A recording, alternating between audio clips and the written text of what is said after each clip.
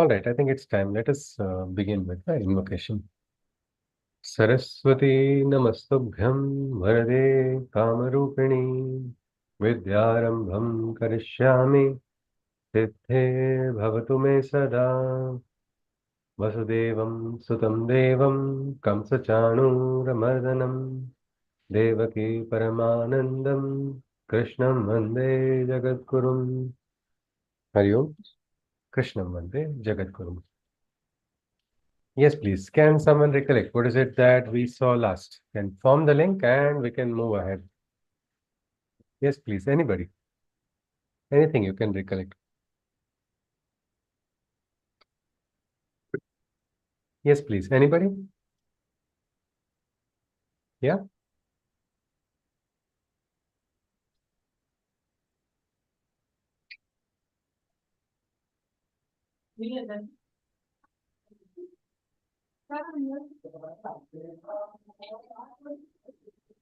Yes, anything, any point that we saw in the last update. Of course, there was a break of a couple of days. So anything you can recollect. We form the link and we can move ahead. Yes, please. Or it was very bad, the last session. Gee, anything, any point.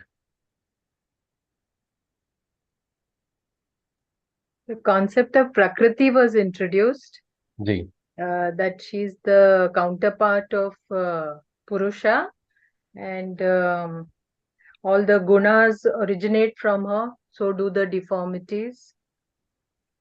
gee, And she is responsible for all the creation and all these activities, while the gee. Purusha is in his ananda, he is enjoying the joys as well as the pleasure, as well as the Inert, pains of inert, in an inert state, no?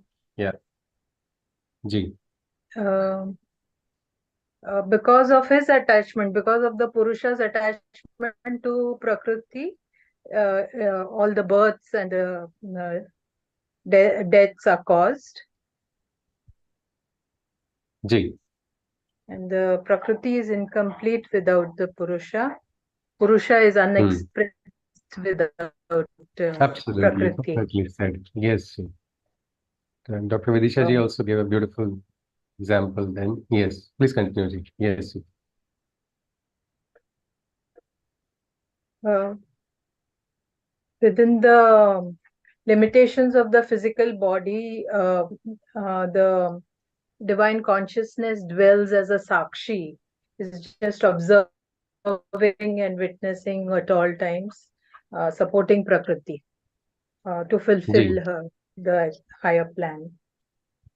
And one who realizes this play of Prakriti and Purusha becomes free of any attachments and rises above them to Yes. get Ananda. He And becomes then we mukta, saw the isn't it? three ways of, pardon, sir? He becomes mukta, isn't it? The Mukta. person becomes free. Mukta, free. Then we saw the three ways of dhyana, jnana, and karma Karma. to Yeah. reach this. But even those who do not want to seek, if they follow a kshetragya or a guru, they will also be able to get immortality.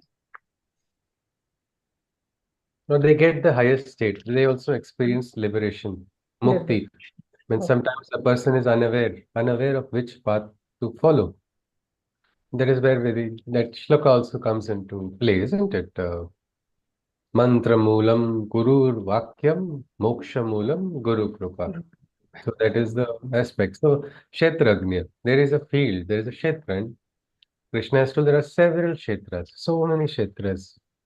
So in the world, at least in the Bhautik Loka, when we see so many Kshetras, we also see so many Kshetragnyas, isn't it?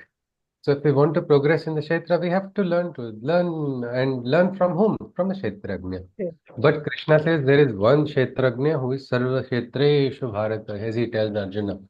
There is one Kshetrajna for all the Kshetras, and that is the divine.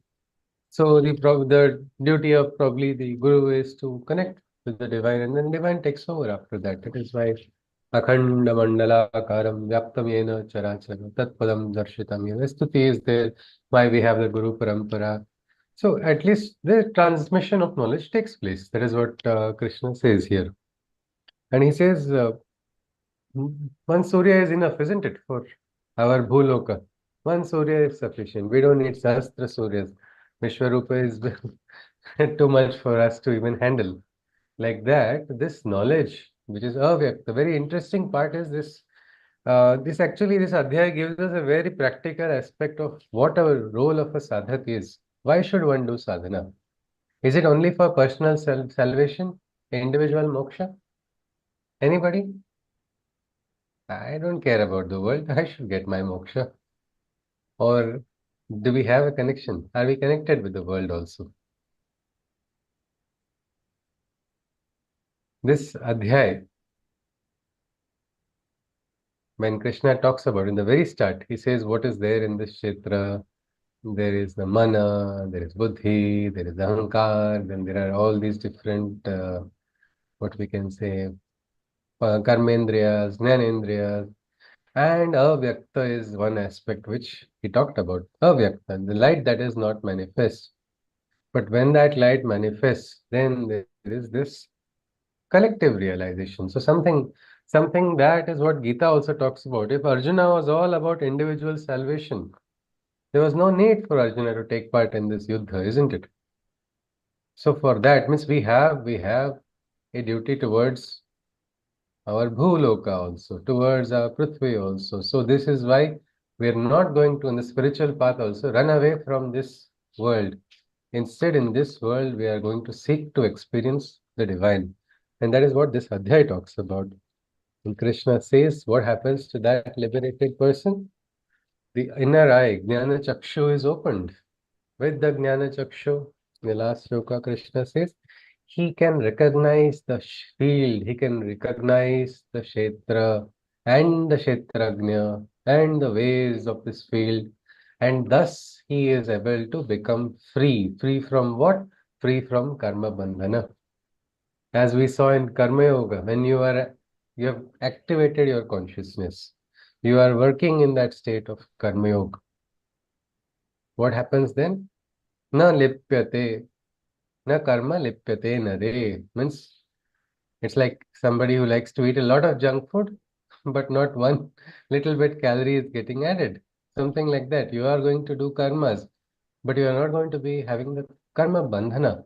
You will not be creating new sanskaras or new traps for you. Instead, you are liberated. You are going to keep moving on that path. So that is something Krishna talks about, becoming free from the domination of Prakriti. So with this, we are ready to enter into this Adhyaya number 14, which is a very practical Adhyaya. But before we go there, do we not agree that we are dominated by Prakriti? All of us? Can someone just share some examples when you feel Prakriti is controlling us completely and we're not having much of a say? Natural disasters. Okay, natural disasters. This is Prakriti in the sense you are equating Prakriti to nature, isn't it? Yeah. Yes, all right. That is also fine. Inner nature, human nature, our nature. If we go inside, Vasundhara ji. Yes, ma'am. What do you think? Mm, yes, it's dominating. It's dominating us. When my mother, when I was very young, no, I used to, when I would not get food properly in time, then I would get all chit irritation going on. She would say, when you are saying, what is this? What is this? This is all you are irritated. I could understand. So this is what Prakriti is dominating, isn't it? Our shariric impulses are sometimes controlling us. Our manasic impulses are controlling us. Our emotional impulses are controlling us. Who has created these impulses? We didn't create them, isn't it?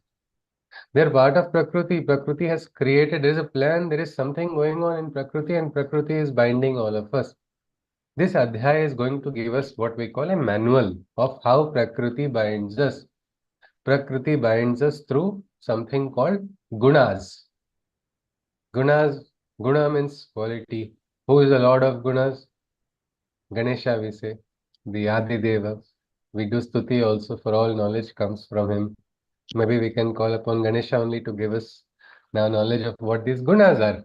But these gunas are binding all of us.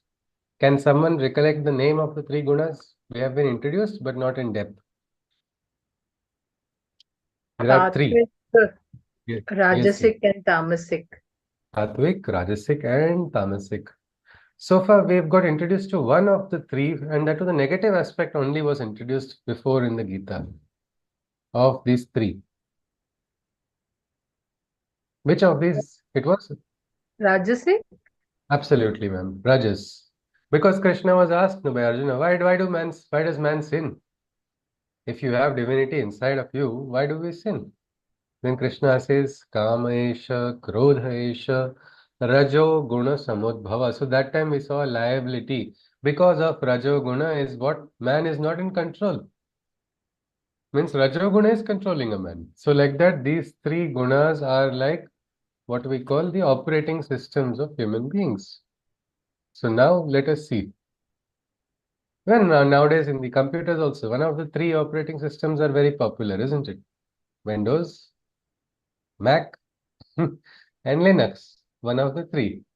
So what is the role of that? Well, can we say operating system is only bad because there are viruses and delete operating system, or we remove the viruses and bugs only? What do we do? Debug.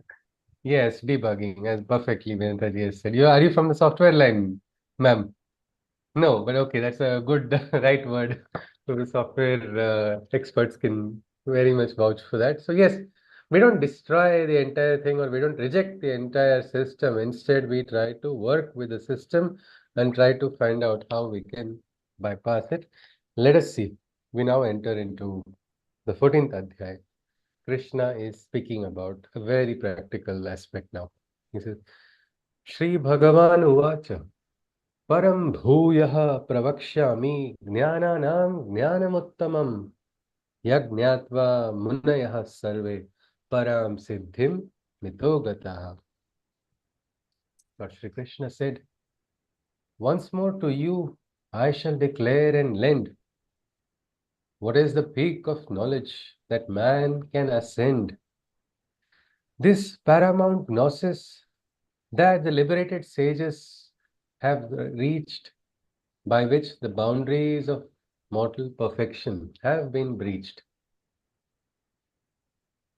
Krishna says here, he says, I will declare that knowledge, that high knowledge, which was sought by whom? By the great sages who became Mukta, the awakened one, the Siddhas, the Munis. So you see here the word Muni has been told. Muni is how? Who is free from anger, free from fear. That person is the liberated one. Krishna has told earlier also. Best example in Vibhuti Darshana was Narada Muni for us. Even Kapila Muni, another example. So such exalted ones also, they sought this knowledge, they received the knowledge, and by that knowledge, what happened? They attained siddhis. Question is, should we run after siddhis? Should we seek siddhis in life? Yes or no? First is the very concept of siddhis. Is it possible also is what many people think. But no, it is possible. And there are so many siddhis. What maybe there are the Ashta Siddhis which have been talked about. Some people talk about Sakala Siddhi coming because of certain Upasana. Some people talk about clairvoyance. Some people talk about so many other things. But what is Siddhi? It is becoming Siddha. Siddha in the sense perfect. When we manufacture in our unit, Ayurveda, Thailam is manufactured according to a very old Shastra called Sneha Kalpana. It is made, it's like 5,000-year-old methodology of creating. When that Tailam is ready, we call it Siddha Tailam. The Tailam has become Siddha. Siddha in the sense it has passed certain stages and become accomplished. Accomplished in the sense, here we call it medically infused. The herbs have now imparted all their medicinal properties and it is ready. And we have certain tests. We call them like rasa, gandha, sparsha, different tests to test for siddhi. So like that, a human being can also become perfect. That is why Sri Aurobindo has called Gita as a manual for perfecting the human race. So Krishna says, I will give you that knowledge by which these great munis attained their siddha status. And as far as the question of running after siddhis, don't run after them because we have a mind, no, which will trap us. Many times after Siddhi, Ahankar comes and we lose all our punya also. Instead, focus on your karma, focus on your sadhana, focus on your upasana. Let Krishna give which Siddhi has to come. Let him take it away when he wants to. It's not our job. I want to Jagrut my Kundalini, especially in Muladhara Chakra, should rotate at this RPM. No, let Krishna do that. I'll do work consciously. I will do sadhana, I will do dhyana, I will do whatever else that Krishna orders me to. But I will not be attached to that only. So let us see what Krishna talks about. Because it's very important. Otherwise, people get carried away. I know of somebody who started screaming, shouting, my Kundalini has got Jagrut, my Kundalini has got Jagrut. And person had to unfortunately be admitted in the hospital. His Kundalini had not become Jagrut. He had got hypoglycemia. Somebody could have told him that, but you see, he imagined all of it. This is it. So there's a difference, isn't it? It's not that this doesn't happen or it happens, or but what our mind has to be really firm. Otherwise, we get trapped. So best as Krishna says, focus. He will do the rest. Yoga Kshemam Vahamyam. Who has taken responsibility? Divine. So who should have the headache? It is the divine. My focus is on the karma only. So let us continue. He says, Idam gnanam upashritya mama sadharmya magataha sargepi nopajayante pralayena vathanti cha. By taking shelter in this knowledge, they have obtained the highest wisdom which in my oneness can be attained.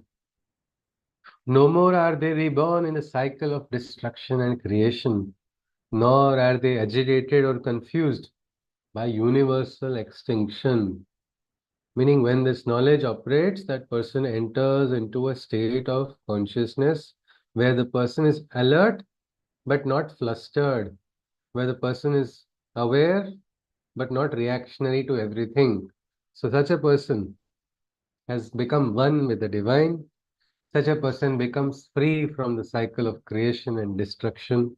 He is not even agitated. What is the greatest source of agitation? Extinction, isn't it? Attachment is lost. Everything what I stand for is going to get destroyed. Arjuna felt that, isn't it? He said, I have to do this. He said, and Arjuna even said, for Sanatana Dharma, he has to leave the battle. Didn't Arjuna say that in the first adhyaya itself? He even went on to blame Krishna as maybe you were also greedy like all of us, and we did this for well because of our lower nature. So what has happened here? Here he has got agitated, isn't it? And in agitation, he has started what we can say becoming more and more paranoid. So instead of that, when this knowledge comes, you understand. You understand. Krishna told in the Vishwarupa Darshana also, most Ugra, most powerful Darshana. What did Krishna say? I, I will be the driver. Nimitta matra bhavasavya sachin. Your job is what as an instrument. If Krishna wants you to rain arrows, you rain arrows. If he wants to rain flowers, you rain flowers. But your job is nimitta. Nimitta in the sense, nimitta has a personal choice? No. But nimitta is also somebody who listens to the divine. The call of the divine, not the call of the mind, not the call of the senses. So for that, sadhana is required. And that is why this adhyaya is very important because we miss out on this aspect. This is a very practical lakshana, these three gunas. Outer signs, these are indicatory of what is our status instead of looking at others. Because many times when we introduce these three gunas, what happens is, especially in the children's batch, I am Satvik Guna, madam, but my sister is only Rajasic or my brother is only Tamasic. People start using this for labeling, but instead of that, we start looking at ourselves. So let us see now. Krishna goes on. He says, Mama yonir mahad brahma tasmin garbham dadhamyaham sambhavah sarva bhutanam tato bhavati bharata. O Arjuna, the worldly creation is my womb vast. This entire Bhuloka is just a garbha where my consciousness, I have planted the seed of my consciousness and see all lives thriving. The worldly creation is my womb vast, within which the seed of life I infuse and cast, from which arise the beings of the mortal realm. For all living creatures, I am the Creator Supreme. For every living being, big or small, good or bad, there is one only, one Supreme Lord, that is the Divine. Whether or not we acknowledge or we don't acknowledge, this is the truth. Krishna goes on, Sarvayonishu Kaunteya Murtayah Sambhavanteyaha Tasam Brahma Mahatyonir Iham Bija Pradaha Pita. For all the wombs in which the living are generated, O Arjuna, I am the womb wherein they are created, and all the life forms on earth I have fathered. From my seed, all their life energies they have gathered. So, what is this Krishna is saying? Krishna is saying that for all these wombs, I am means if you say even this Srishti was, there was a Hiranya Garbha, and from that Hiranyagarbha, from that only the entire creation came into existence. He's saying, I am the Father, I am the one who has given birth, and it is my seed that has powered all of the energies of this world. How does it sound listening to this? Conceivable or it's not inconceivable? Is it inconceivable? Anybody? All of us, we look so different. We have different choices, we have different tastes, we have different even philosophies. We have different ways of thinking, preferences, likes, dislikes, everything. And yet, all of us have originated from one place. Yes, anybody. How do you think? And is it relatable? Is it understandable? Or even conceivable somewhere that we are all one, originated from the same? As the constitution is the same, we all Okay, constitute the cells, genes, chromosomes. So the basic chromosome. But that only genetics, somebody who is a geneticist can say, Ki chalo, theek hai, I can understand genetic composition is one. But otherwise, on the outside, I think we're all still the same, isn't it? Two eyes, 2 ears, yeah. all, The breathing, the respiration, digestion, all the processes, all processes even are. we can Yeah, we are consuming the same air. So yes. even the basic source of existence remains the same. The But do we treat everybody the same, Manisha ji, though? This person speaks what I like, so this person is my favorite. That person speaks what I don't like. This is the worst person. God by mistake created. That was God's accident, that person.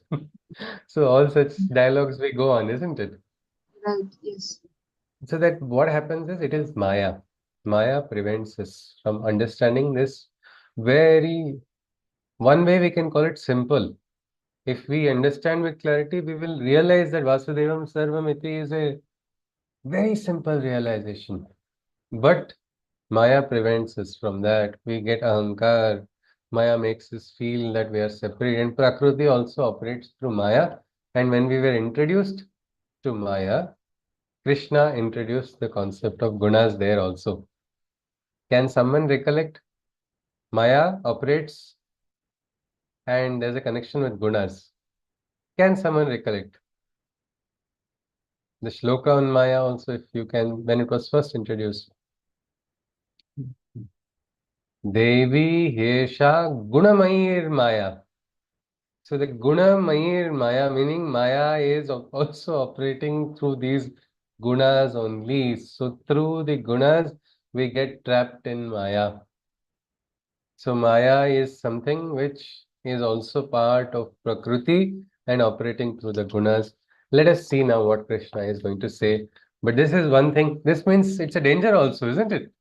Getting trapped in Maya, we saw the great Narada Muni got trapped despite having continuous smaran of Vasudeva. Still, Narada could get trapped, then all of us, can we say, no, no, I am too great a bhakta, I have already got awakening, all my chakras are awakened, so I will not get trapped.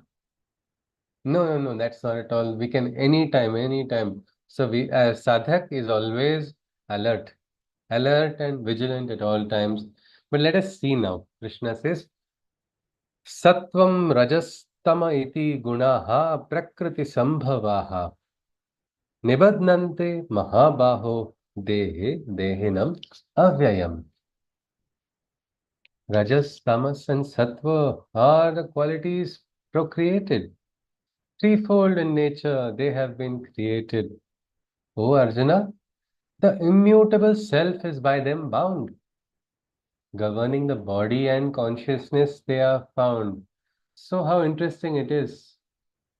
Meaning that Atman, that Jivatman, who has been described as so perfect, so pure, so powerful, so strong, Nainam Chindati Shastrani, Nainam Dahati Pavaka, means not by the fire, not by the wind, it cannot be burned by fire, cannot be dried by wind, cannot be wet by water, cannot be cut by any weapon. That supreme Atman is being bound. Bound by what? As if by ropes. This Atman is being bound by these threefold gunas, Rajas, Tamas, and Sattva. They have been created by Prakriti to bind. It's like a weapon, what we can say, an astra of Prakriti to bind the Jivatman. Rajas, Tamas, and Sattva. So what is happening? The Atman is not in charge. Sri Aurobindo calls it the psychic being. When you become very quiet, no, the inner voice will take control and will tell you what is right, what is wrong. You're able to understand. But that inner voice is always not heard because body and consciousness is governed by the lower forces. And that is what Prakriti is doing. This is the domination of Prakriti. But is it conceivable? Such a supreme, powerful, all-powerful being getting tied up? Or is it illogical? If you're powerful, how can you get tied up, no? Anybody remembers what happened to Anjaneya in Lanka? Did he get tied up? Yes or no? What Yes. was that? What was the purpose for that? Was it because he was weak? The great Maharudra had suddenly become weak. No, that was Then, out of respect for the okay, Brahmastra. Manisha ji said, yes, out of respect for Brahmastra is what Manisha ji says. All right. Vidisha ji, you were adding something? Another aspect is he wanted to see the opponent's strength also. Yeah, he wanted to end. Lanka Dahan also had to take place. He had a yojana. So he was connected with whom? With his Rama. He was serving. He knew what had to be done. Probably Rama's direction was that at that moment. We do not know. The Bhakta will get direction at every second, every moment.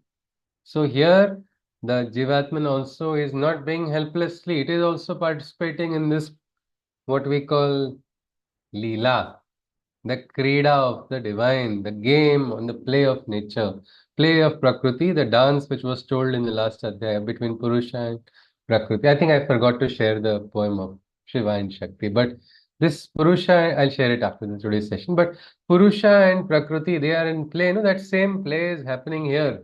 This is the difference. You get trapped unconsciously, you cry, you suffer because of Maya. You become conscious, you become active participants of what we call Leela. There is a simple difference. When you are conscious, you are a participant, you are experiencing the Leela. When you are unconscious, it is Maya. Sri Aurobindo's Upanishad has beautifully described this actually. That is also one nice text worth reading. Let us continue. Krishna goes on. Tatra sattvam nirmalatvat prakasham anamayam sukha sangena badhnati jnana sangena chanakha. So how the binding takes place is also very clearly being told. So all three gunas are having some binding capacity. First, sattva is, Krishna says, sattva is the quality that reflects in serenity. So the first of the gunas, sattva, sattvic person, sattva guna, is being described. Its qualities are being described. Sattva is the quality that reflects in serenity, the shanti, the peace, in that, illumined by virtue and an immaculate purity. This quality produces in man no disease or affliction. O Arjuna, it expresses through happiness and knowledge is fascination.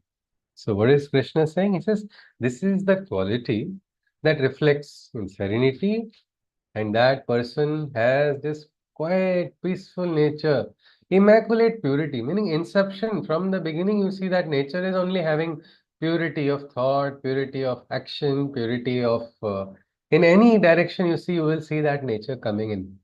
That is sattva nature. This quality produces in man no disease or affliction. It expresses through happiness, and knowledge is fascination. Through happiness, I think happy people are generally healthy people also, isn't it? Yes or no? Most of the time, those who are happy are actually healthy as well. And fascination for knowledge means when you learn, you also get happy, isn't it? And that seeker, a sattvic person, is most receptive to higher knowledge because such a person is enjoying the process of growing and learning. So that is all these are qualities of sattva. It is interesting that this quality does not bring any disease. Somebody from the medical fraternity may say, what is this one quality and how disease, how can you link with this with the disease? Well, best thing is hypertension. What does a doctor say for a person with hypertension?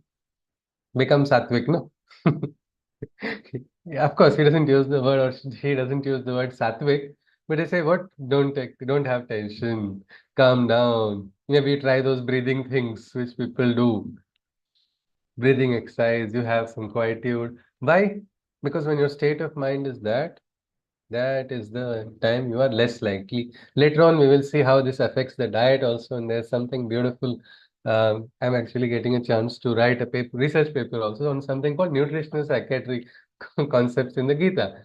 So here, 5,000 years back, they already understood how what we eat, how we think, all these have an aspect on our living also. Many times we don't understand why am I falling sick. Are you go back to your lifestyle, think what is happening. So many lifestyle related diseases can be avoided if you become conscious. I'm getting frustrated, I'm not getting good sleep because you are having some insecurity, because you are having attachment, because you are having worry. So you are not having somebody who is not. Like how Krishna is going to see. What will his status be? Mast raho masti mein, aag lage basti mein. Krishna's job to look after. I am free. So the attachment is gone. So in anxiety also leaves. Sattvic nature is going to allow a person to live a longer life. Of course, everybody's life is determined by Purvajanma Sukrot, other factors. There are N, 5 factors actually. 18th Adhyaya will talk about it. But Sattva has the greatest life expectancy rate. If you have Sattvic Guna, that is one thing. Like people look at diets also. There was this Japanese Mediterranean diet, I think people talked about, or this diet in a particular place in Japan where everybody was living 100 plus years. So many people living above 100 years, everybody thought something special in the water, something special in the atmosphere. It was actually lifestyle. Unfortunately, now that lifestyle has changed, so life expectancy has gone down because junk food got accessible in that place. Otherwise, they were living very nice lives. So sattva, again, back to it, quality is serenity, peace, there's virtue, there's purity on the inside. This quality does not bring any disease or affliction. And it expresses, how does it express? through happiness, and knowledge is fascination. Rajo ragatmakam vidhi Trishna Sanga Samudbhavam Tannibadhnati Kaunteya Karma Sangena Dehinam. Rajas is that which ignites in one a passionate fire. So Rajas is creating a fire. Fire is good, isn't it? Rigveda begins with Agnim Mire Purohitam, the Sukta for Agni only, fire. But this is a fire which is coupled with passion. Passion is also not bad, but unbridled passion, that's not good, isn't it? It's like fire is not in your control. What's going to happen? It will burn everything, isn't it?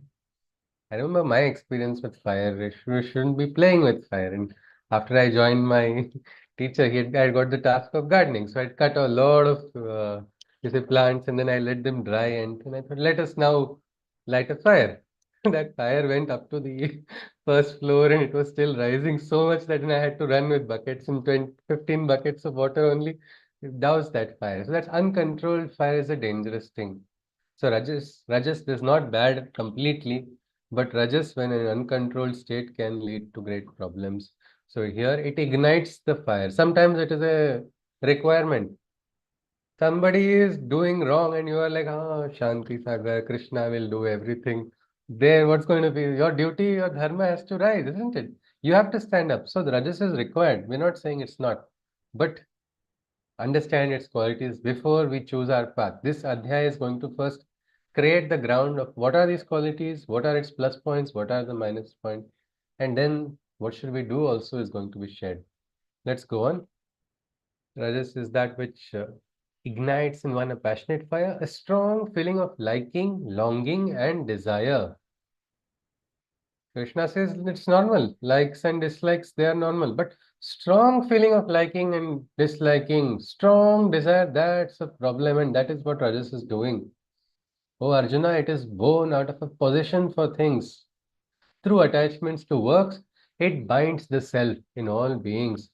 Through attachment to works, I have to keep doing something, otherwise I'm doing nothing. Somebody must talk about me only. I should keep creating situations where people talk, then only I am going to. Some people have that tendency also, isn't it? They have to, this, I have to do this, I have to do that. All these feelings are strong liking. You go and ask a sattvic person, would you like to have some beverages? No, it's all right. Hey, tea, coffee, no, water is all right or something, or whatever. No, you insist too much, you say, okay, fine, whatever you give. But you go to a Rajasic person and say, I want coffee only with this much spoons, sugar only, and this only. It is actually very strong. I think it's not wrong to have preferences. But where you are, what place, what is it? Our liking should not take, precedence over our mission or our life or our direction. But in the Rajasic place, likings are very strong. Desires are also very strong. It is born out of a position for things. People say, I am attached to my children. Why should I not be? Gita, after reading, I think we don't feel that. We understand that we can love without attachment. But then that attachment sometimes becomes possession, no? Does anybody say, I am possessing my child? I like a pishacha. No, isn't it? Nobody likes to, but this happens, isn't it? Strong possession sometimes appears inside of individuals, and there it spoils the experience of the child. In that possession, the atmosphere is spoiled. The child has to grow. Each child has their own journey. It is something like self-education will take place. Your, as parents, the job is just to create the atmosphere. But not like that. Many of them. I met one parent because of our project for children with autism. We had one project. So one father, manager of a bank, he said, I am beating my child in autism is not going. I was like, sir, I've taken him for treatment. I said, sir, you need treatment, sir. How can you do this? But this is possession. This is my child should not be like this. Like different flower is there. Why every flower should grow same way? In the garden, we have different flowers. You give the atmosphere, let the child grow. Who knows, your child might even have seven abilities, or even without these abilities, also children's parents are very happy. They say, I'm blessed. I have seen parents telling, I'm blessed with two beautiful kids with autism. Somebody says Purva Janma, this is a curse and all. Here they are calling it blessing, meaning you need to have a understanding of the truth. For that, you will have to be away from your own personal attachment. Sometimes this is what is the bias. A personal bias enters into rajas. Everywhere, everything is connected with that individual's swartha only, unfortunately. So that is the drawback of rajas. Strong liking, strong desire, and it binds the self in that position. That person is bound by rajas guna, meaning satya cannot be seen when that person is trapped. When you see only yourself, mirror, mirror on the wall, I am the most beautiful of all, or best of all. That's all. Nothing else. That's what happens. What about tamas? Tamas is even more dangerous. Krishna says, Tamastva ajnanajam vidhi mohanam sarvadehinam pramada lasya nidrabhihi tannivadnati bharata. But tamas is the quality that creates a delusion and traps all beings by ignorance is illusion. O Arjuna, the mortals are by it confounded in laxity, laziness, and sleep. It is founded. What is tamas? Monday morning to go to work. Arey, what I have to go today? Can I not take a holiday? It's okay. It's okay if I sleep for 5 more minutes. How many of us sometimes set the alarm 5 minutes later? What great realization or what yoga nidra happens in 5 minutes that we suddenly become fresher or we actually become more into a drowsiness because of those 5 minutes. It is like that. It is a, what we can say, a shade of tamas. But tamas in the sense is a delusion where a person does not understand. This is dangerous, no?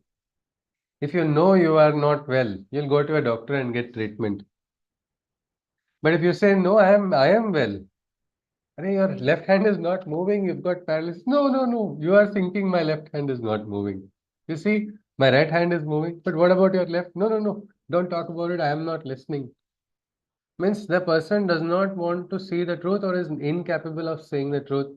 Such a person is very difficult to pull out of what we can say that illusion, because that is like you go into a desert with a guide. The guide tells you, okay, that's a mirage, don't run after that. No, no, I'm thirsty, I have very little water, I want to go, I can see a oasis there. The guide knows that that is not an oasis. He says it's a mirage, it's not true. But what does this person do? He runs with all whatever little energy is there, that is wasted running after something which is not existent. Or like the dilemma of a prisoner who does not realize he is a prisoner or she is a prisoner. Will anybody try to, if a savior comes, say Krishna comes and tries to say, I'll leave you, I'll liberate you. Moksheshyami mashucha. You'll say, I'm already free. I've got free subscription of all my channels which I want to see. I'm getting food. I want everything. What moksha are you going to give me? I don't need it. Will turn divine away also. That is tamas. That is a dangerous aspect of tamas. That is why they say, no, Guru's job is to remove this also, to remove tamas. They say, Ajnana timirandhasya jnananjana shalakya chakshurunmilitam yena tasmai shri gurave namaha. Means Tama is what? Darkness in Sanskrit. This is that tamas. Tamas is a darkness. Darkness in the sense, not only when electricity goes off, it is a darkness of ignorance.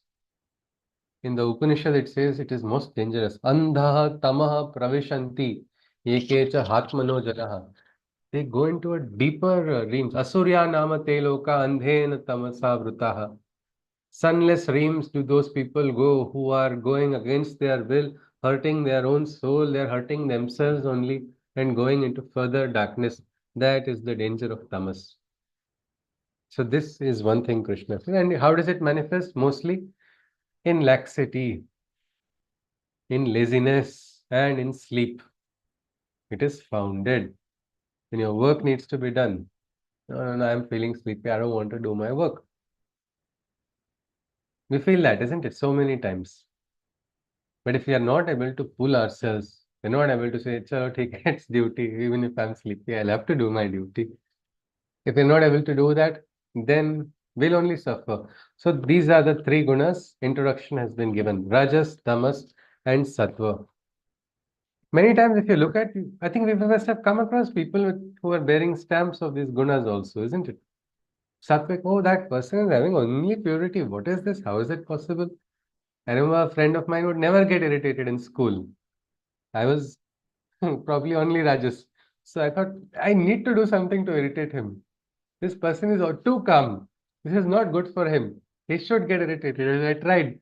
I failed. And then I went and what we say, Sharanam, something like that. Like, boss, how did you remain quiet? I'm sorry, I was trying to disturb. He just laughed and said, I am calm. I'm always I'm always quiet. Saying, man, you're lucky. Because this is something which is great. But everybody has a shade. And interesting aspect is Rajas, Tamas, and Sattva are present inside of us also at different points. Instead of using these to label others, instead we can understand what is going on because that is the way of the sadhu, isn't it? Kabir Das also has said, "Bura jo dekhan main chala, bura na miliya koy, jo dil khoja apna mujhsa bura na koy." Means what bad man was he? What did he do? Murder? Did he do some kind of? Did he borrow money from a lot of people and run away? Or nothing of that sort.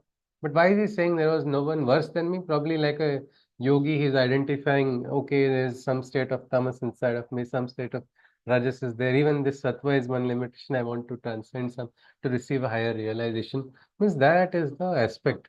That is what we see. Let us continue.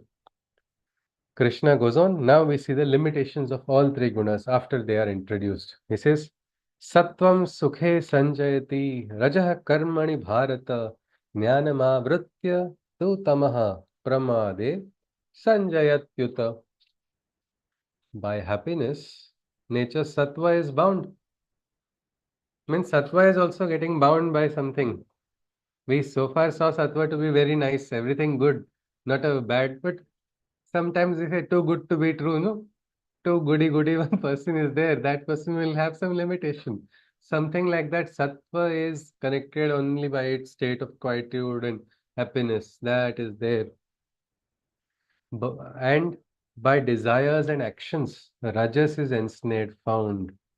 Means rajas is connected with its desires and the need to do action. Sometimes people get so frustrated, they don't have, I have to do something, I have to do something. Then they start cleaning up their rooms 10 times, 15 times till some other work comes up. A kind of OCD, no? We say obsessive compulsive disorder. That is mostly Rajasic only. Because that tendency cannot be quiet unless you do something. Sometimes people feel my value is not there unless I do something. So this is Rajas. By desires and actions, Rajas is ensnared, found. Oh Arjuna, but tamas is attached to negligence, and its cloak of ignorance cages the intelligence. The buddhi becomes bhrashta in tamas. It is due to negligence. That is ignorance. That is a cloak of ignorance. Tamas means itself ignorance only. We've all heard ignorance is bliss. Question is it bliss really? As long as it is ours, it is bliss. Somebody else's ignorance is absolutely intolerable, isn't it? Anybody? Ignorance is bliss, this very statement. In the light of Gita, does it look like we have to revisit this usage of this statement only? Ignorance is bliss. Anybody? Yes, Anjuji. It is not bliss. We need to live with full awareness. Yes, we need to. Because ignorance में कई बार हम सोचते हैं कि कई चीजें ठीक है, वो होती भी नहीं है. Later on we come to know and we repent के aware living होती तो शायद चीजें वैसी ना Yes, होती, मतलब. But you need yes. to be conscious. Keep You have your to be eyes, calm. your ears open. Yes, because See the truth. at that time we may feel like, oh, chalo, theek hai, I'm saved from a big problem. But later on, karma bandhanas are there, no? Karmic action, karma, karana, what happens after doing an action, they come to us. Some words we say to somebody unknowingly in ignorance. We don't realize the impact it has, and sometimes we understand its impact much later. Like I didn't know, I was just casually joking with one friend during my childhood. I didn't even think it will have anything because everybody would joke, and it's like sometimes if people all the person also laughs, you feel they're taking in the right spirit. But suddenly one day when I met him, he had become a doctor, and I had gone met him at the hostel in the terrace, and he's like, "You, what do you have a problem if I keep the AC on?" I was like, I've never talked to him about AC, and then I remembered there was one Shakuni in our group who had been relaying this. This I had just joked that see his AC is on. I remembered the dialogue I cracked. See here he is sleeping with his AC on and it's raining outside. That's all I had told. It was a harmless statement from mine, but it was a statement in ignorance done to whom? To somebody who is going to add fuel to the fire. So you see, some statement done somewhere, it is having an. I actually had to, undo that big sanskara which I didn't know happened. But when I realized that, I said, this is wrong. That person is the culprit. But now I need to get who knows tomorrow. Otherwise, he would have who knows kidnapped me or something. Because that day he was all you are evil from inside, and he was just venting out for so many years. I did not even realize that unconsciously, whatever I was speaking, I said, I'm very sorry being 2 years senior to you, I should have behaved like an elder brother and whatnot. I was actually not fully, what we can say, conscious that I have done something wrong. But at least this person is feeling bad because of my action. So I have to ask forgiveness. But there are so many times we do things in life in ignorance and we think we get away, but then they come back later. That is why ignorance is not a bliss. We cannot say, oh, doctor, it's okay when doctor says, oops, I operated on wrong kidney. Anybody says ignorance is bliss, then no. Security guard was sleeping and theft took place in the apartment system. Anybody say, Arey, bechara security guard. Sorry, Radha, just for 5 minutes he slept. It's okay. Or somebody in a nuclear power reactor. Oops, I just allowed the reactor to become critical. Greatest problem, danger, everywhere. We don't tolerate ignorance. Advocate has not fought the case properly. We don't say ignorance is okay. When we don't tolerate ignorance for anybody else, I think we should, as yogis, everybody has to become yogi. Krishna has told in the Gita, Tasmad yogi bhavarjuna, nothing less. Low aim is a crime. So we all have to be yogis only, yogis, yoginis, whichever way we want to call it. But there, then we cannot tolerate ignorance in ourselves also. Same scale has to be used for us. Krishna has told samaloštashma kanchanaha for objects, for people, and for ourselves also. So this is the aspect. We have to be free. Krishna goes on. Rajas tamash chabhibhuya satvam bhavati bharata. Rajah satvam tamaschaiva tamah satvam rajas tatha. Krishna says, oh Arjuna, when the sattva qualities of nature lead, overpowered, the rajas and tamas components recede. Meaning inside you, in your svabhava, in your body, when means all three are there, this is clear. Means rajas, tamas, sattva, all three are inside of us. Like in Ayurveda, there is the kapha, vata, pitta, three dosha concept. All these doshas are there. Somebody who has aggravated kapha will have sinus infections. Somebody who has aggravated vata will have all these joints and other problems. Somebody who has aggravated pitta will have eruptions, will have stomach trouble, imbalance of heat, all of this. It's something like that. But you cannot say, I want kapha removed from me. You will cease to be. When there is a balance of all three, then only there is what we call in medical terminology homeostasis inside of the body, that equilibrium is maintained. Like that, these three gunas are also always functioning. So if one gets increased, the other two will automatically have to go down. So Krishna says first, he says what? When sattva qualities in nature lead, when that person starts cultivating sattvic nature, by what? By dhyana, by japa, by swadhyaya, by guru seva, all different ways, by upasana, by sadhana. What's going to happen? Well, Krishna says the rajas and tamas components recede as a consequence when the sattva increases. Just like how the Raja enters and immediately Praja gives way. Oh, Raja is coming, Maharaja is coming. Like that, Sattva nature has increased. Rajas and Tamas inside of you will automatically reduce. Many times it is we wonder, I have bad quality, I have this bad quality, I have that bad quality, I want to work on remove the bad quality. Astrologers also, Jyotishi says, this is your graha is in this place, that one is in the lower house, we have to do this. Instead of that, instead of trying to look at the worst parts, make what is good stronger. Boost it so much that then the others will disappear. Something like that. That is the Sattva Guna. Sattva Guna rises, Rajas and Tamas will reduce. Somebody who is cranky, when that person does regular pranayama and dhyana, crankiness meter will show that very little crankiness remains, or it keeps going down as the person goes ahead. So that is Sattva's increasing. Then Rajas rises when Sattva and Tamas are suppressed. Meaning what has happened? Rajas has increased so much that the force of Rajas is now suppressing the Tamas also.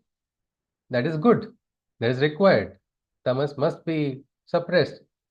But in that suppression of Tamas, even Rajas is suppressing what is Sattva also inside of that person. That is a little bit of a danger. And Tamas grows when Rajas and Sattva are depressed. What happens then? Tamas is going to increase when both Sattva and Rajas are going to go lower and lower. Means in that depression, that time Tamas is going to grow. One Ayurvedic Vaidya, young one, she had shared her experience where she worked with a hospital that time as an intern in the psychiatry ward. One patient had come who had got depression, chronic depression. So the person was being treated for it. He said, I actually watched these gunas change. I was just watching the doctor how he was doing, and he said, first I saw there was only tamas, meaning that patient was not willing to even discuss or disclose case history, was just silent, quiet, not speaking anything, just crying quietly, not even opening up. That time we were all worried. What's going to happen? This person was refusing medication, sometimes taking, sometimes not taking, and just saying there's no purpose, no meaning or anything. It's like what we call cloud of depression, cloud of tamas only inside of that person. And then as the upchar was going on, as the treatment was going on, suddenly this person suddenly started displaying fits of anger, shouting at the nurses, shouting at the doctors also, and he was actually getting frustrated and venting out so much. And she approached the doctor said, oh, it's good. At least this is better than the last phase. So it's a progress. So it's like Sattva too, I mean from Tamas it has gone to Rajas. And she said after some more, one other 2-3 weeks, that same person was like a completely changed personality and had philosophical discussions with her. Meaning what has happened? Sattva has come into fore. No. So now this person, tamas is gone, depression is gone. And now this person's all good qualities he is able to discuss on high philosophy, and everybody really liked that person very much afterwards. So this is the nature of all three. One rises, other two get down. So sattva is rising naturally. Rajas and tamas will not dare to enter. That is what they call yoga bala or tapo bala. That rises. But Rajas is so much impersonal force is being used, so you are definitely going to suppress tamas. Never will you be tamasic or lazy that time. But in that, slight arrogance may start creeping in, and sattva might get suppressed in that process also, unknowingly. And tamas is going to come when both sattva is going to get depressed, all the sattva inside of you, you are just pushing it down. Same with all the rajas also. That time only tamas would be.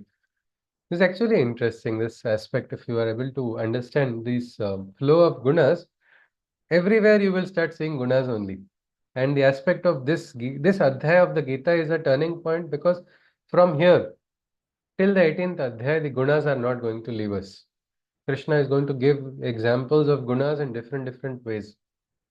And he's going to tell how, means that means why these are the important adhyayas in terms of, these are post darshana, these are post, after sharing all the vidyas, now comes the practical. Theory is over, practical time is beginning. That is exactly what Krishna is preparing Arjuna for right now.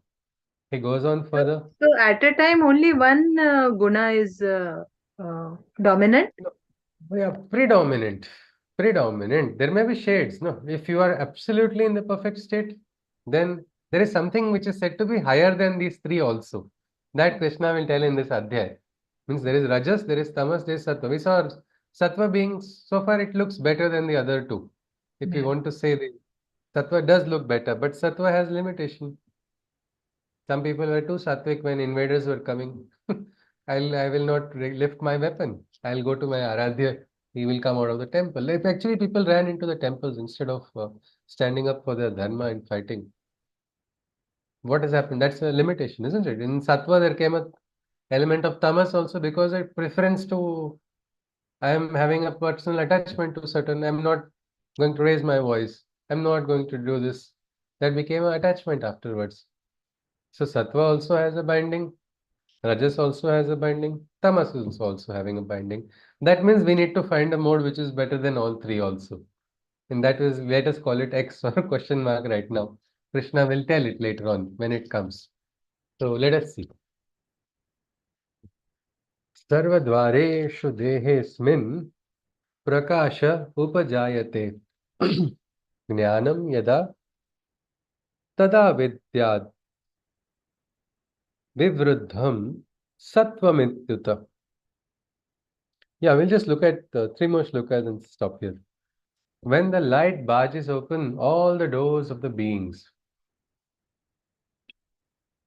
its luminous knowledge brings forth the awakening. Know that whenever there is such an activation, the quality of sattva is leading in domination. Meaning, when you are conscious, when you are getting moments, most likely realizations are going to come when you have cultivated the sattvic state.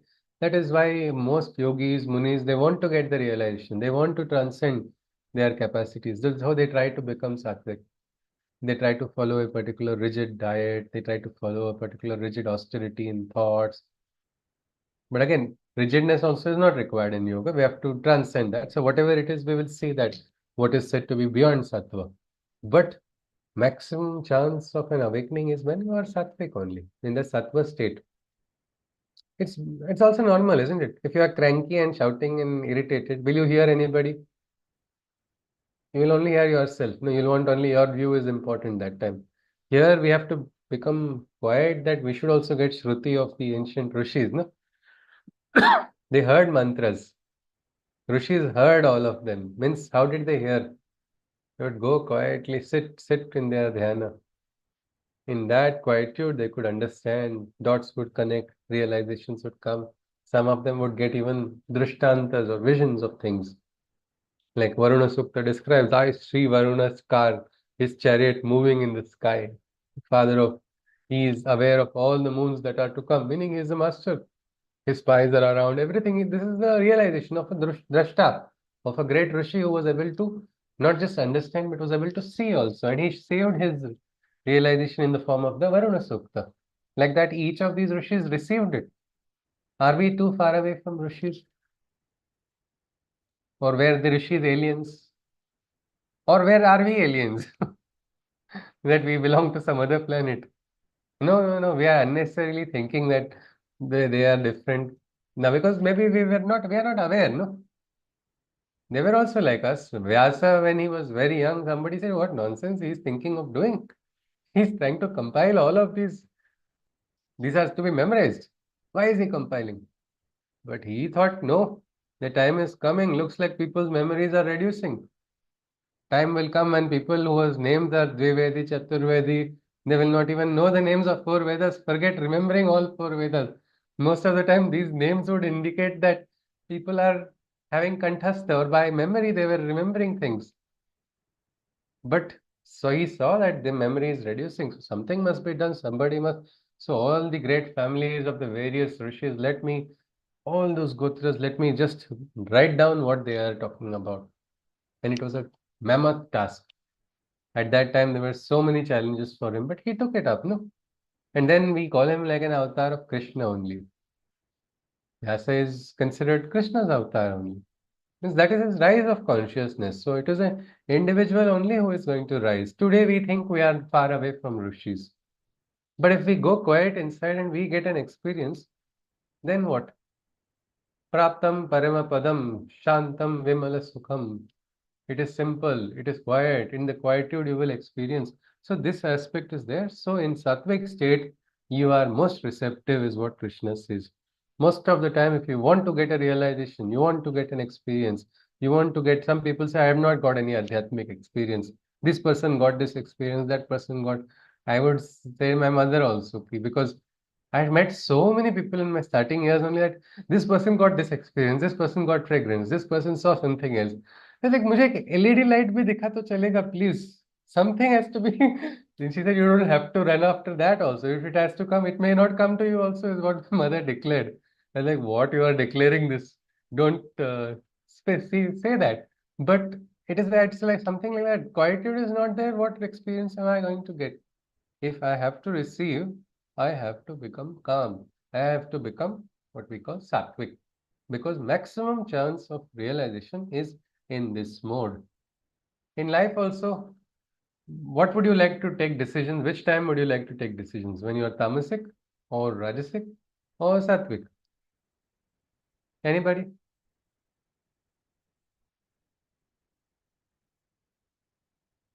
When we are Yes, sattvic. sattvic, isn't it? That time emotions Yeah. will not be governing you, no? In Rajasic state, emotions will be governing, and so most of the decisions taken in an emotional state are likely to be wrong decisions. So if you are emotional and you have to take a decision, you say, whoever it is, give me some time. I'll talk. If you're angry, say angrily, give me some time. If you're sad also, again, please give me some time, whichever svabhava you have at that time, but don't take a decision in an emotional state because it's likely to be driven by force of rajas. So in sattvic state, that is easy. So let us look at next two and we'll stop with that. लोभः प्रवृत्तिरारम्भः कर्मणां मशमः स्पृहा रजस्येतानि जायन्ते विवृद्धे भरतर्षभ. When the rajas quality is in an increasing state, O Arjuna, the following tendencies begin to escalate: greed and a restless desire to initiate action, and the being seeks fruits with an impulsive passion. So what happens is, when rajas starts increasing, there is a greed, the moha. I need to have this. What? I have only 5 pairs of shoes. I need to have 55. It is this desire. It's not required. Things are not required. But rajas makes a person, because that will make me happy if I run after something. Otherwise, I will not. But can you get happiness by running after things, running after possessions? Can we get happiness? Truly? No, it's not possible. There's a constitution of a country which guarantees you the right to pursuit of happiness, but I don't think our yogis talked about it. They say it's like if you're running after happiness, it's like dog running after the tail. Dog will not be able to catch it. It's always going to be remaining behind only. Instead, if the dog becomes shanta and quiet, oh yeah, I already have a tail. It's behind me, so I'm in front of that tail. He'll not feel like running. It's something like that. Ananda, trupti, everything comes to a yogi just like that. He doesn't go seeking after it. He doesn't go running after it. The karma is focused upon, everything else comes on its own. But that a Rajasic being does not understand. I have to get something. Everything. Being seeks fruits with an impulsive passion. You must give. I want results. We must get results right now. Team manager says that. How many team meetings are successful just by saying, I want results? What will happen is maximum you will try to push somebody else with your force up to a particular limit. But after that, what? Many organizations they run because of they say Rajasic force is required. But if the vision is not clear, the higher vision is not there, after a while, Rajasic force will run out of fuel. That is a problem with desires. So this is Rajas. These are the tendencies. Restless desire to initiate action. Greed. Greed is also very dirty, isn't it? Greed is where you want more from somebody else also. If it's okay if that person gets hungry. I need to have more. I've eaten my food, but no, I don't want that person to get it because I still want more. It's a distortion. It's a distortion. Greed is also one of the distortion of what we can say. Love. Love is a beautiful, only one emotion is good in human beings. That is love. Means other all emotions are what we call, the mother also says it's a distortion. They are means love is that singular emotion that can even, make us go ahead, catalyze our evolution. It can give pragati, it can help us realize wonderful things. That is love. That is one good thing. But greed is not a part of love. Greed is what we call an aberration. So that is there. The restless desire to initiate action also. That's also a problem. Being six fruits with an impulsive passion. Impulse is the problem. A person asks, what about army? Soldiers have to have that force, have to have that, drive. How will they run without Rajas? So that was a very valid question. But can the general afford to be impulsive? Can the general be impulsive? Okay, enough. That soldier, this is here like this. Now I want to send all of them as punishment. I will send them to the worst point just because this person spoke to me this way. I'm giving punishment to the entire battalion. What's going to happen? Or when wars are taking place, the general is the most sattvic person. He makes 10 different plans and tries to ensure the plan which is going to, it's not an impulsive decision, isn't it? It's going to be a calculated decision where the person will try to understand what is the best possibility, reach, think, get to a higher state. Not just like that. So that is a control. So here we know Rajas is required. We're not saying Rajas is not required at all. But more often than not, this fire cannot be contained. This fire gets, what we can say, a person gets driven by that. Greed is what? Greed is for anything, no? In Bangalore, one lady got caught for burning buses as part of the mob. What was she given for it? She was given one plate of biryani, that's all. For that, she's burned buses. I mean, look at that. Individual's worth is so much more. Somebody says you will just go along with this crowd, and she got caught on the CCTV, and then she was crying, I did not know why I did it.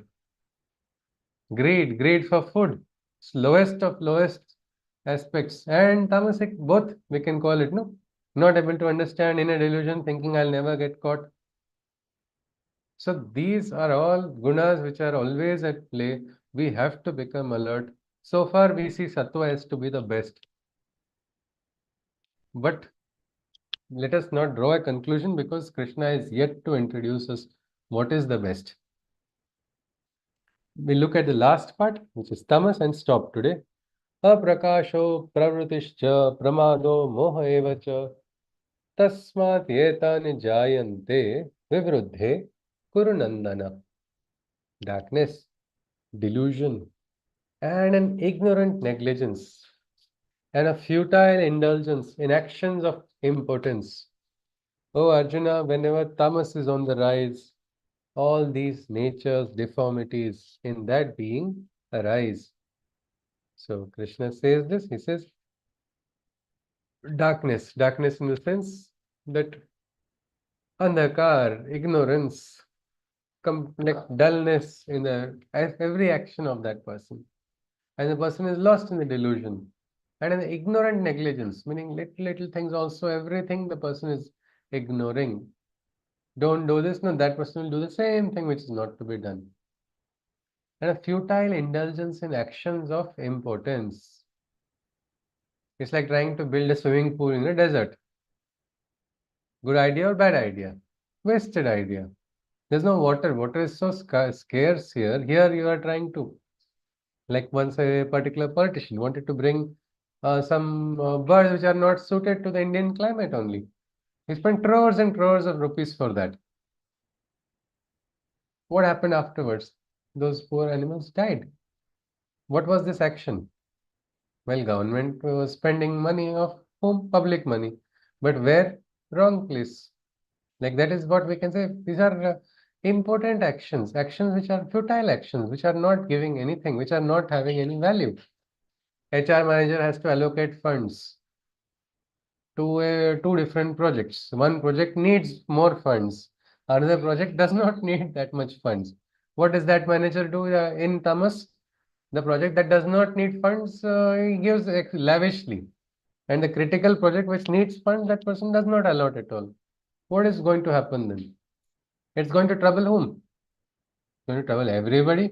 It's going to trouble the manager also by afterwards when it gets found out. But action is done in that ignorance, in that moha. So Arjuna, whenever tamas is on the rise, all these natures, deformities in that beings arise. And sometimes we also must have got the experience, mostly with our friends. When you ask them to do something, by default, tamas enters into them. "Nah, I'm not going to do it." Or sometimes you get help and then you wonder, "Hey, why did I get help from this person? This person is complicated more. This instead of help, it has turned out to be a greater trouble, creating more knots and more situations instead of getting a hand." This happens, isn't it? Well, that is tamas. So with this, we have just got introduced to the three gunas, and this will actually be fun if you can understand the flow of gunas inside yourself, inside others also. Like I said, once professor of one our college, he was on a very cranky mode. He went on shouting at everybody, and then I was unfairly shouted at. So three of my friends were feeling very sad. I was also there. I was also receiving end, but I saw what had happened was this person hit the head on the wall. Rajas Guna has risen. So now this person, you go and meet to this person right now, he is going to give you the Rajas reactions only. Instead, wait for it to settle down and maybe that would have been the right time. But no. So this is the aspect of gunas. It will be useful afterwards when we actually understand, because these gunas are very much part of our universal system. They have more than what we can say just practical values also. There are aspects how Maya starts operating through the gunas, how so many things in our life can differ if we are able to control the gunas. Forget controlling other people. If we are able to control ourselves, if we are able to ensure, we will ourselves become transformed. So with this, I think we stop today. We'll continue tomorrow with this 14th chapter. But the three gunas are not going to leave us, and the three gunas are going to have an imprint on so many parts of our life, is what we will see in the later parts of the Gita. Right from our thinking to our approach, to our life philosophy, to our actions, to our food, every single thing is going to be governed by this guna. That is why this is, I don't know, I tell every chapter is important, but this is also a very important chapter of the Gita. So with this, can someone summarize something that we saw today? We conclude with the Shanti Mantra after that. Yes, Steve.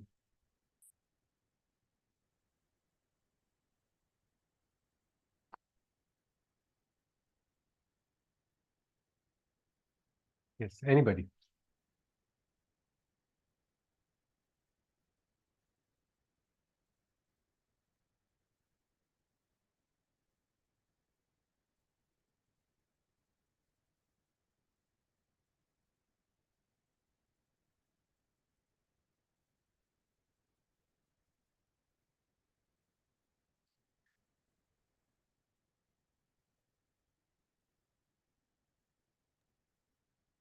Okay, Chitraji, to the rescue.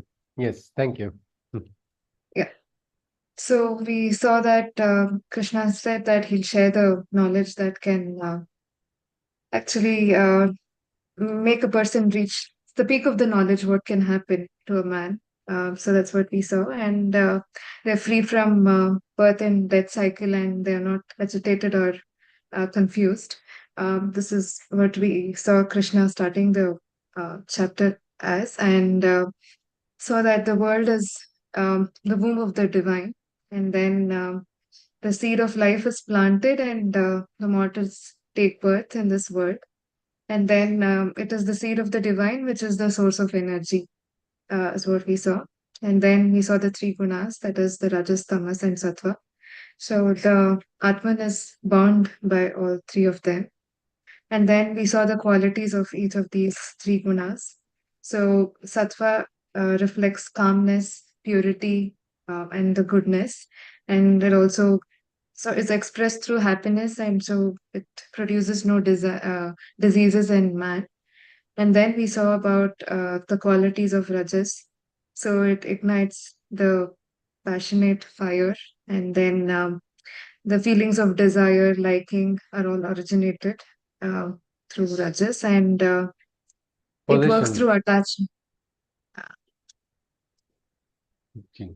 Then we saw that it works through attachment, and then we saw about the tamas. So it creates this delusion and the qualities of laziness, sleep, they're all attributed to tamas. And then you saw that sattva guna is found in abundance where there is happiness, and when desires and actions, rajas is in abundance, and then where there is negligence and ignorance, we see that tamas is attached. Uh, in any time, it's just that one quality overpowers when the other two is uh, of, I mean, lowered. Um, and yeah, so I saw that the greed and restless nature and all those things are again attributed to rajas. And that's all the same thing with tamas, about the darkness and delusion, the ignorance. Yeah. Yes. All right, Chitraji. Anything else you want to add? That's No. All right. Yes. So this aspect of sattva, one more point was that the activation, the inner activation takes place. We are most receptive to higher thoughts, higher consciousness, higher understanding when the sattvic nature is there. Otherwise, Rajas will give the feeling of sometimes I am only suffering, Ankar comes in, attachment is there, I am the victim, so much is there. You'll get trapped in their emotional doldrums, one after the other. These emotions will keep dragging you. If you are able to remain in Rajas, it's all right. But many times from Rajas, there's a descent into Tamas then. And then that becomes more difficult. So that's why in Sattvic state, we have to try to cultivate. And when we cultivate, one more thing is Sattva reduces disease. This is very interesting. Sattvic nature reduces disease. It is something which has to probably be investigated in some clinical investigations properly. Doctors will, I'm sure, be able to. Because during COVID time, there was one clinical trial on the effect of prayer that was in USA. It was very interesting how prayer and what are the effects of prayer on patients and all. But one thing I also saw in one meeting with doctors, I was lucky to be a participant despite not being from the medical field. The doctors were saying that I have seen, means many of them themselves Nastik, many of them not in any spiritual path, busy with their own kshetras. They said, I didn't get the time, probably after retire, I will explore these questions. But I have seen patients having greater post-op recovery if they have a spiritual connection. They're able to have great tolerance towards pain. We see less anxiety. They're willing to and more supportive to the doctor in their treatment. How is it possible? The sattva nature is there. Awakened sattva nature allows a person. But the aspect of disease, it is actually multifold aspects because how you think. Many times people have, stomach trouble, bowel trouble just because of frustration of thoughts, irritable bowel syndrome. Somebody who has even sometimes psoriasis gets more inflamed when you're frustrated. I met that person, I got angry, I fought with that person, now I'm having itching. But it's because you are now connected, you are allowing Rajas to enter. So there is a connection, there's a connection of this Sharira and Mana. So psychosomatic link is already established. But exactly, it will be interesting once we establish this. But before, whether or not, that's a different aspect. Somebody else, some people feel is important to document scientifically what is there. Some people feel it's not important. But what is important for us in practicality is to observe, and this aspect is true. It's not just some kind of, said for the people believe or anything. It is actually a shastra. So if you are, there is some saints also, they begin their month, still like pravachans also, mana karare prasanna. Keep your minds happy. Why? That's all. No, that's why you want. Ultimately, if your mind is happy, you've already got the experience, what you need to. So something like that. Sattva is that quietude, the happiness when you learn, when you grow, when you progress, and that quietude and prosperity. I mean, inner peace will bring you prosperity in life. That is something which we must recognize. So with this, let us conclude with the Shanti Mantra. If anybody has any queries, we will look at it after the Shanti Mantra. Yes, please. Hari Om. Sarve bhavantu sukhinah, sarve santu niramaya, sarve bhadrani pashyantu, ma kaschid dukkha bhag bhavet. Hari Om Tat Sat. Krishnam Vande Jagatgurum. Jai Shri Krishna. Punarmilamaha. Hari Om Ji. Namaskaram. We continue tomorrow with this adhyay. Yeah. Yes. Hari Om Ji. If anybody One has any aspect, question. Yes, ma'am. one Yes, Ji. aspect I thought about psychiatry when you were saying about the gunas. So it is like neurosis and then there is psychosis. So in Psychosis. psychosis, the person loses the insight. There is no Ah, insight. The person has the disease but doesn't accept that the person has the disease. And in neurosis, the person has the disease but understands that he has something is wrong with him. So he needs to rectify that. yes, So yes, that is something I thought when you were yes, explaining.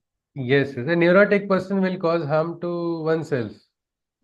Psychotic Psychotic will cause, person would is a difficult person to treat basically yeah, because he of will the harm the doctor. loss of insight. Yeah, Yes. one he will harm the doctor only. Our neighbor was a psychiatrist where his patient came, lit his car on fire. That was something we grew up and we was like, oh my God. And he had come under, he was under the influence of some medicine also, plus his ailment also. And Krishna tells one more thing, na buddhi bhedam, means our job is not to go create divide. Means suddenly with this knowledge of Gita also, we don't want to go and create either neurosis or psychosis into somebody, because when we introduce something to someone who is not willing to listen, it creates a what we can say, like neurotic person will go into sorrow, psychotic person will come after you only. Instead of that, we can probably, like, because many times Rajas, Tamas, Sattva, people start using it for, ah, this person is Rajasic, this person is Tamasic, this person is Sattvic. My own friend who is, I would not call him Tamasic because if he does come to the Gita class, sometimes he'll get angry. But he had this during COVID time, he was only sleeping. He was already fair like a polar bear. He became more, just because of sleeping, no exercise at all. And he had resigned just before the pandemic started. Only watching anime and sleeping, that was his lifestyle. So I wanted him to join the Gita class, but he did not join. His mother joined, and his mother attended regularly. But after that, in their home, this was the dialogue. She would say, hey, Tamas, get up. And he would reply, hey, Rajas, you keep quiet. So this is all that dialogue, but it's not just for the aspect of, it is something which we can explore in us, because later parts of the Gita are going to have a very strong, references to this only. Because if it's understood now clearly, all the other parts of the Gita will remain simple only, because the same principle is going to, it will reflect in your dana, it will reflect in your efforts, it will reflect in your dhruti or determination also has the stamp of the gunas. The diet also has the stamp of the gunas. Like that, it will just go on. Even your karma, even your yajna, everything. Tapa also, tapasya also, gunas will take a role. Means I think we know, no, we have some rishis who are little krodhit also, and some who are very saumya. So let us see. All right, ji. Hari Om ji. Namaskaram. Jai Shri Krishna. Hari Om. Yes, if there are no queries, I conclude with yes, ji.